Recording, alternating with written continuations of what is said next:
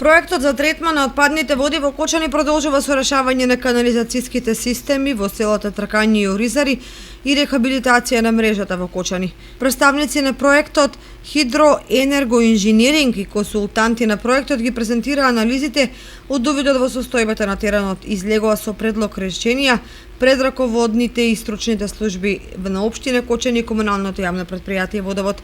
Решавањето на канализацијската мрежа во Тракање ќе значи комплетна покриеност на селото, која има 400 домаќинства, а постојаната фекална канализација ја опфаќа само половина од нив.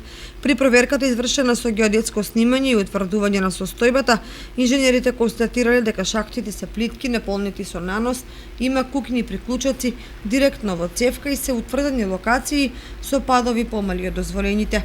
Новиот канализацијски систем во Тракање се проектира со должина од 6 км, со што сите фекални води ќе се поврзуваат со пречистителната станица, ќе се вршат спорните делници со несоодветна нивелација и ќе се спречи излевањето на фекалните води во Траканска река. Во презентацијата беше истакнато дека во Оризари најголемите проблеми доаѓаат од нестандардните канализацијски цевки без спојки со изместување и инфилтрација на други води во нив.